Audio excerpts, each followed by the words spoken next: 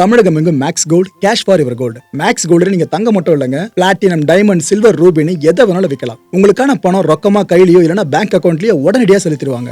Market மதிப்பை விட 100 ரூபாய் ஒரு கிராமுக்கு உங்களுக்கு கூடுதலா கிடைக்கும். தமிழ்நாடு முழுக்க டோர் ஸ்டெப் சர்வீஸும் இவங்க ப்ரொவைட் பண்றாங்க. உங்களுக்கு கோல்ட விற்கணும்னா அதுக்கு ஒரே ஒரு பெஸ்ட் பிளேஸ் மேக்ஸ் கோல்டு தான். கால் 04445454545.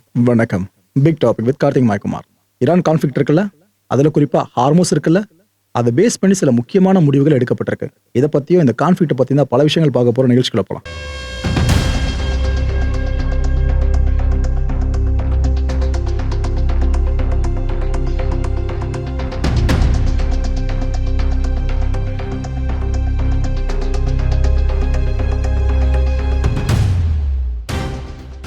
இந்த ஹார்மோஸ் கிட்ட டோல் சிஸ்டம் கொண்டு வரலான்னு ஈரான்ல யோசிச்சுட்டு இருக்காங்கன்னு சொன்னோம் பாத்தீங்களா, அந்த செய்தி கிட்டத்தட்ட கன்ஃபார்ம் தான் போல இருக்குங்க. ஏன்னா இப்போ என்ன இருக்குன்னா, ஈரானோட பார்லிமெண்டரி கமிட்டி இருக்குல்ல, அவங்க இந்த விஷயத்தை பத்தி ஃபுல்லா டிஸ்கஸ் பண்ணியிருக்காங்க. டிஸ்கஸ் பண்ண கையோடு இந்த பிளானுக்கு அவங்க அப்ரூவ் கொடுத்துட்டு இருக்காங்க. ஓகே, ஹார்மோஸை பேஸ் பண்ணி நம்ம டோல் சார்ந்த எல்லா கட்டணங்களையும் இம்போஸ் பண்ணுவோம். அதை பேஸ் பண்ணி அங்கே எந்தெந்த நாடுகளோட கப்பல்கள் போயிட்டு வரணுமோ நாம சார்ஜஸை வாங்கி பண்ற மாதிரி முடிவு பண்ணிட்டாங்களாம் ஈரான்ல. இப்போ ஒட்டுமொத்த உலகமோ இந்த செய்தியை கேட்டுதான் குழப்பத்துல இருக்கு. பயம்னு சொல்ல முடியாது, குழப்பம். எந்த அளவுக்கு அவங்க அமௌண்ட்டை ஃபிக்ஸ் பண்ணுவாங்க, எது எதுக்காக ஃபிக்ஸ் பண்ணுவாங்க, அந்த அளவுக்கு அமௌண்ட்டை நம்ம கொடுத்து ஒரு சரக்கு அங்கேருந்து கொண்டு வரணுமான்ற மாதிரி பல விஷயம் யோசிக்க ஆரம்பிச்சிருவாங்க. இன்னொரு பக்கம் அமெரிக்கா மேலே பல நாடுகளுக்கு இருக்க கோவம் இருக்குல்ல, அது இன்னும் அதிகமாகும். கோவம் வராத நாடுகள் கூட ஓரளவுக்கு இப்போ கோவப்படவும் ஆரம்பிக்கும் அமெரிக்கா மேலே. ஏன்னா சும்மா இருந்த ஹார்மோஸை சொரிஞ்சு விட்ட மாதிரி ஆயிடுச்சா, இதுக்கப்புறம் டோல் அவங்க ஃபுல்லாக போட்டு இம்போஸ் பண்ணி காசை வசூல் பண்ணுறாங்கன்னா வைத்தறிச்சல் எங்கே போய் நிற்கும் கட்சியில். Okay, Marco Rubio, US secretary of state, அவர் என்ன சொல்றாரு, இப்போ இந்த ஹார்மோஸ் இருக்குல்ல, வேற வழி இல்லை, ஓப்பன் பண்ணி தான் ஆகணும், ரீஓப்பன் பண்ணி தான் ஆகணும். ஒன்று எப்பவுமே எல்லாம் பயன்படுத்துறதுக்கு அதே பாதை சார்ந்து ஓப்பன் பண்ணி ஆகணும், இல்லையா வேற வழி தான் பார்க்கணும்னு சொல்லியிருக்காரு. வேற வழினா ஹார்மோஸுக்கு பின்பக்கம் வேற வழியெல்லாம் யோசிச்சிடாதீங்க மக்களே. இவங்க சொல்றது த்ரெட்டு, புரியுதா? இதைத்தான் இப்படி பாலிஷா சொல்லியிருக்காப்புல. நாங்கள் இன்னும் எங்களோட போர் இலக்குகள் இருக்குல்ல, அதை நோக்கி தான் முன்னேறி போய்கிட்டு இருக்கோம். இன்னும் நாங்கள் பேக் அடிக்கவே இல்லை. எங்களோட போர் இலக்குகளை அச்சீவ் பண்றதுக்கு மாச கணக்கில் ஆகாதுங்க, சில வாரங்களே போதும்னு சொல்றாரு. சில வாரங்கள் வேறையா, இப்போ நடந்துட்டு இருக்கிறதுக்கே உலகம் தாங்க முடியல, இன்னும் சில வாரங்கள் போச்சுன்னா தலைவலிதான். இதுல அவங்களோட போர் இலக்குகளை முக்கியமான விஷயமா அவர் கருதுறது இந்த ஈரானோட ட்ரோன் கேப்பபிலிட்டிஸ் இருக்குல்ல, இதை ஃபுல்லா அடிச்சு 100% வரைக்கும் அடிச்சு காலி பண்றது. அப்புறம் ஈரானோட நேவி, இதையும் முற்றுமுழுதான் முடிச்சு விட்டுறது. ஏன்னா நேவியை வச்சுதான் ஃபுல்லா ஹார்மோஸை கண்ட்ரோல் பண்றாங்க. அப்புறம் ஈரானோட ஏர்ஃபோர்ஸ், ஏர்ஃபோர்ஸ் எங்க ஈரான்ல வெல்த்தியா இருக்க போகுது, அது கஷ்டம் தான், நம்மளே ஓப்பனா சொல்லிதான் ஆகணும். ஏன்னா ஈரான் மேல தடைகளா போட்டு அங்க இருக்க விமானங்கள் சார்ந்து எந்தவித பழுது பார்ப்பு வேலைக்கும் பல நாடுகள் உதவுறது கிடையாது. அமெரிக்காவோட போர் விமானங்கள் அதிகமா இருந்திருக்கு தெரியுமா, ஈரானியன் ரெவல்யூஷன் வரதுக்கு முன்னாடி. அது சார்ந்த பார்ட்ஸ் எங்க போவாங்க என்ஹான்ஸ் பண்றதுக்கு, இப்படி 1008 பிரச்சனை ஏற்கனவே ஈரான் ஏர்ஃபோர்ஸ் சம்மந்துகிட்டு இருக்கு. அதனால சமீபமா நீங்க கேட்கிற கேள்விகள்லாம் ஈரானோட மிசைல்ஸ் ஹிட் பண்ணிடுச்சு, ட்ரோன்ஸ் ஹிட் பண்ணிடுச்சுன்னு கேட்டுப்பீங்க தவிர ஈரானோட போர் விமானங்கள் ஃபுல்லா எதிரிகள் கண்ணில் விரல விட்டு ஆட்டு இருக்குன்னு நீங்க கேட்டிருக்க மாட்டீங்க. அது காரணம் இதுதான். ஓகே, ஆனா அவங்களும் அந்த லெஜிட்டிமேட் டார்கெட் லிஸ்ட்ல இதை கொண்டு வந்திருக்காரா. இன்னொரு மேட்டர் சொல்றாரு, எங்க வேலையை நாங்கள் கிட்டத்தட்ட முடிச்சிட்டோங்க, இன்னும் கொஞ்ச நாட்கள் தான், ஒரேடியா முடிச்சிருவோம். இப்ப நாங்க இன்டென்ஸா அடிக்க ஆரம்பிச்சிருக்கோம்ட்டு ரூபியோ சொல்லியிருக்காரு. ஒரு பக்கம் பேச்சுவார்த்தை, இன்னொரு பக்கம் அடிச்சு பொழக்கிறது. இந்த வரைபடம் உங்களுக்கு தெரியுதாங்க?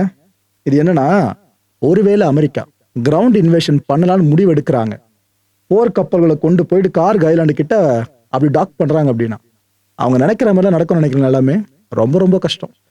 என்ன ஆகுனாக்கா, அமெரிக்கா கப்பல்கள் வருதுன்னு வைங்க, வெசல்ஸ், அந்த பக்கம் இருக்க ஈரானோட ஷோர் பேஸ்ட் ஆன்டிஷிப் மிசைல்ஸ் இருக்குல்ல, அது வந்து ஹிட் பண்ணும். தூரமா இருக்க டார்கெட்டே சீக்கிரமா அடிச்சு முடிச்சிடும் ஈரான். இவ்வளவு பக்கத்துல டார்கெட்ஸ் வருதுனாக்கா, மூவபிள் டார்கெட்ஸா இருந்துச்சுன்னா அவங்களுக்கு இன்னும் ஈஸியாயிடும். ஒரு கண்டம். ரெண்டாவது கண்டம் என்னன்னா, அன்மேண்ட் ஏரியல் வெஹிக்கிள்ஸ் இருக்குல்ல, அதான் ட்ரோன்ஸ் ஈரானோடது, அதெல்லாம் மலைமலையா குவிச்சு அமுச்சு விட்டாங்கன்னா எத்தனை ட்ரோன்ஸை இன்டர்செப்ட் பண்ண முடியும் ஒரு டைம்ல. ஸோ ரெண்டாவது கண்டம் பெருசா இருக்கும். சரி, அட்லீஸ்ட் எதையும் தாண்டி வராங்கன்னு வச்சுங்க. மூணாவது கண்டம் இன்னும் பெரிய கண்டம். டாக் பண்ணணும்னா இதை தாண்டி தான் டாக் பண்ணி ஆகணும். இந்த நேவல் மைன்ஸ், அவங்க இந்த நிலத்துல கண்ணி புதைச்சு வைக்கிற மாதிரி கடல்ல ஃபுல்லா மைன்ஸை லே பண்ணி வச்சிருக்காங்க ஈரானியன்ஸ். ஸோ அதெல்லாம் தாண்டி போனோம்னாக்கா ரொம்ப ரொம்ப ரொம்ப கஷ்டம். இந்த 3 கண்டங்களை தாண்டணும். சரி, இதையும் தாண்டாங்கன்னு வச்சுங்க, உலகத்துல பெரிய மிலிட்டரி பவர் கொண்ட நாடு அமெரிக்கா, அது இதுன்னு சொல்லிட்டு பில்டப் பண்ணி தாண்டாங்கன்னு வைங்க. 4வது ஒரு கண்டம் ஒன்று வரும், அட்டாக் வெசல்ஸ். இந்த ஆட்டோமேட்டிக்கா செல்லக்கூடிய போட்ஸ் இருக்கும் பாத்தீங்களா, சூசைட் ட்ரோன்ஸ் மாதிரி தான் அதுவும் கிட்டத்தட்ட. அந்த வெசல்ஸ் வச்சு அடிப்பாங்க. அது உங்களை நோக்கி வரும்போது நீங்க அதை டார்கெட் பண்ணி அடிச்சிட்டீங்கன்னா ஓகே. மிஸ் ஆயிடுச்சு. அது இந்த கப்பல் மேல மோதிச்சுன்னா முடிஞ்சு போயிடுச்சு. ஒட்டு மொத்தமா பத்திக்கிட்டு எரியும். அது வெறும் அட்டாக் சம்பந்தப்பட்ட விஷயம் இல்ல. அமெரிக்காவோட கௌரவம், இவ்வளோ காலமா கட்டி காத்துட்டு இருக்க கௌரவம் இருக்குல்ல, அதை ஃபுல்லா அசைச்சு பார்க்குற மாதிரி ஆயிடும். இதை தாண்டி கார்க் ஐலாண்ட்ல அவங்க கிரவுண்ட் இன்வேஷனை ஈரான் சார்ந்து மேற்கொள்ள வாய்ப்பு இருக்குன்னு நினைக்கிறீங்க? Sir right. Wall Street Journal இவங்க ஒரு நியூஸ் இப்போ ரிப்போர்ட் பண்ணியிருக்காங்க. என்ன தெரியுமா சொல்றாங்க? டொனால்ட் ட்ரம்ப் அவரோட சகாக்கள் கிட்ட ஒரு விஷயத்த சொல்லியிருக்காராம்.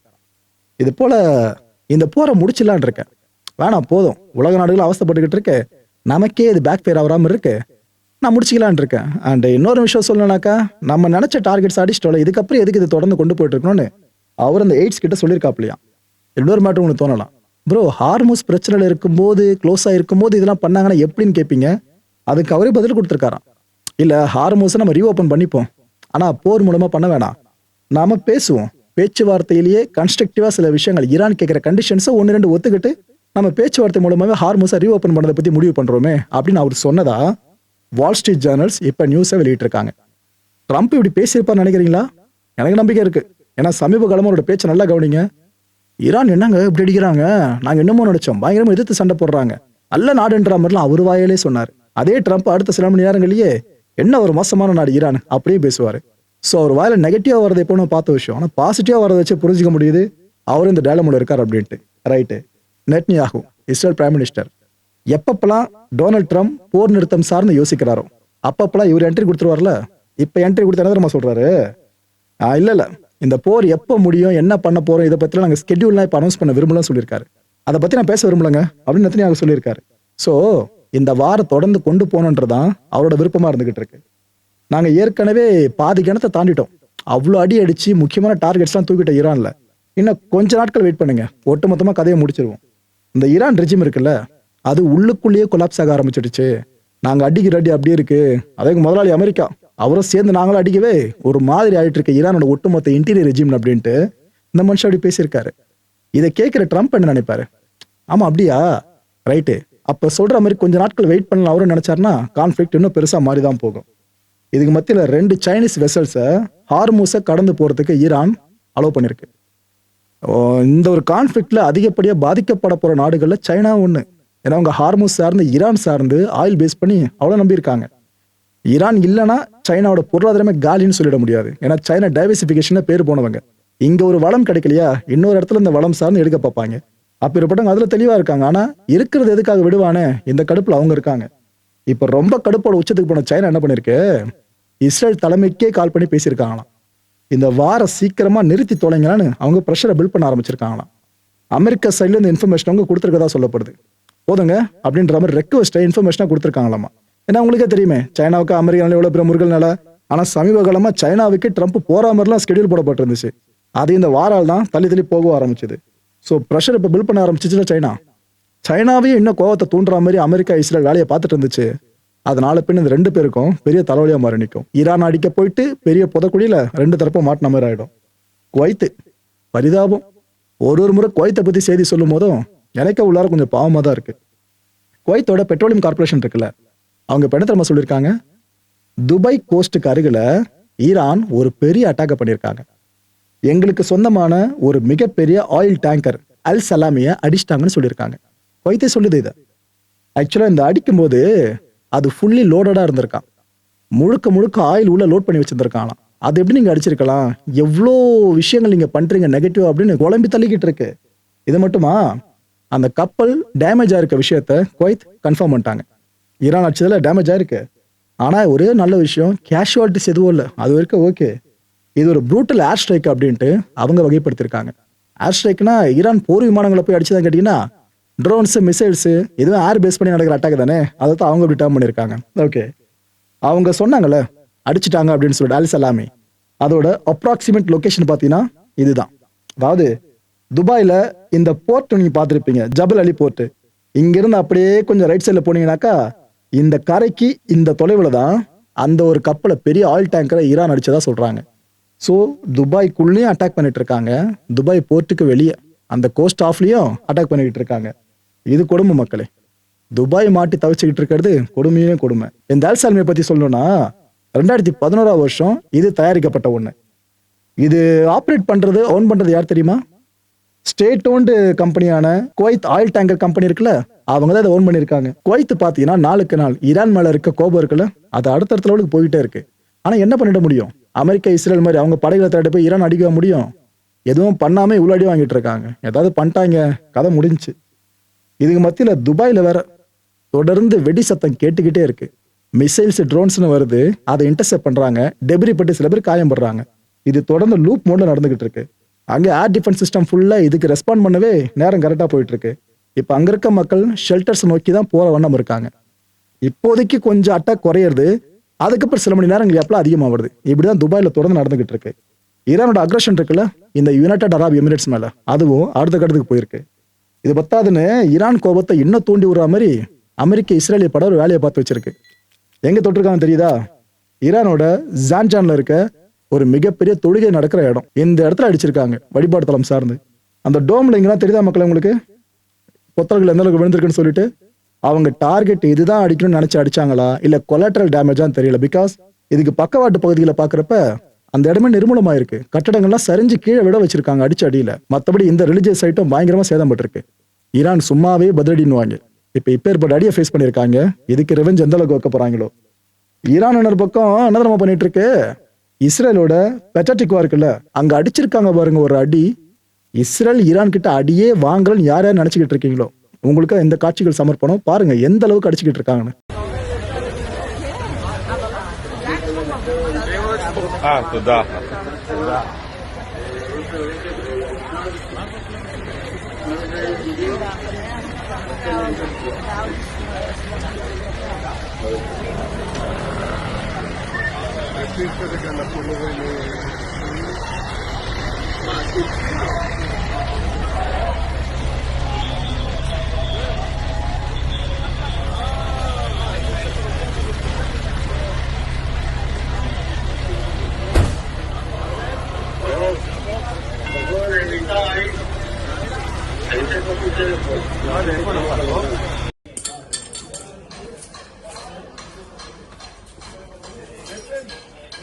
לא, הוא אמר לי פוצק.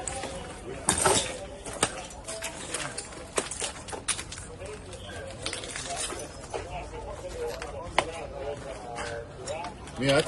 חדשות. מה? רציף מפעל... בסדר?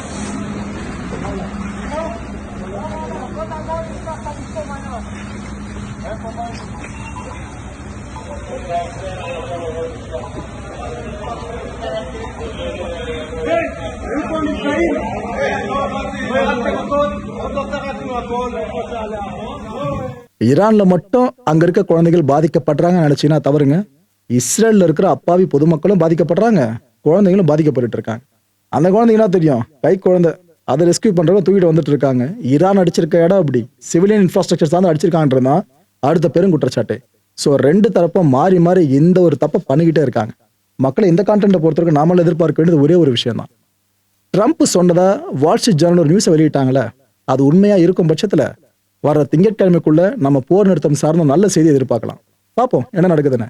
அடுத்த நிகழ்ச்சி சந்திக்கலாம். நன்றி, வணக்கம். தமிழகம் எங்கும் Max Gold, cash for your gold. Max Gold நீங்க தங்க மட்டும் இல்லைங்க, பிளாட்டினம், டைமண்ட், சில்வர், ரூபினி எதை வேணாலும் விற்கலாம். உங்களுக்கான பணம் ரொக்கமா கையிலயோ இல்லைன்னா பேங்க் அக்கௌண்ட்லயோ உடனடியாக செலுத்திடுவாங்க. மார்க்கெட் மதிப்பை விட 100 ரூபாய் ஒரு கிராமுக்கு உங்களுக்கு கூடுதலா கிடைக்கும். தமிழ்நாடு முழுக்க டோர் ஸ்டெப் சர்வீஸும் இவங்க ப்ரொவைட் பண்றாங்க. உங்களுக்கு கோல்ட விற்கணும்னு அதுக்கு ஒரே ஒரு பெஸ்ட் பிளேஸ் மேக்ஸ் கோல்டு தான். கால் 04445454545. என் அன்பார்ந்த மாயம் ஸ்டுடியோஸ் நேயர்களே, மாயம் பக்தின்னு ஆன்மீகத்துக்காக பிரத்யேகமா ஒரு சேனலை கொண்டு வந்திருக்கோம். மறக்காம சப்ஸ்கிரைப் பண்ணி அந்த சேனலுக்கு உங்களோட ஆதரவை மனப்பூர்வமா தெரிவிங்க. வணக்கம் மாயம் ஸ்டுடியோஸ் நண்பர்களே. மாயம் ட்ரெண்ட்ஸ் அப்படின்ற ஒரு புதிய ஃபேஸ்புக் பேஜை ஓப்பன் பண்ணியிருக்கோம். நீங்கள் யூடியூப்ல பார்த்துட்டு இருக்கீங்களா நம்மளோட கான்டென்ட்ஸ்லாம், இதெல்லாம் விட ஒரு படி மேலே ரொம்ப கிறிஸ்பாகவும் ரொம்ப சூப்பராகவும் நிறைய கான்டென்ட்ஸ் உங்களுக்கு இந்த பேஜில் காத்துட்டு இருக்குங்க. ஸோ உடனடியாக ஃபேஸ்புக் பிளாட்ஃபார்ம் போங்க, மாயம் ட்ரெண்ட்ஸ்னு டைப் பண்ணி சர்ச் பண்ணி நம்ம பேஜை ஃபாலோ பண்ணுங்க. அப்படியே நம்ம சேனலையும் நீங்கள் சப்ஸ்கிரைப் பண்ணிட்டீங்க அப்படின்னா இன்னும் நிறைய புது கான்டென்ட்ஸை உங்களுக்காக ப்ரொடியூஸ் பண்ணி கொடுத்துக்கிட்டே இருப்பாங்க. நீங்கள் பண்ணுற ஒவ்வொரு சப்ஸ்கிரிப்ஷனும் எங்களுக்கு பெரிய மோட்டிவேஷனாக அமையும்.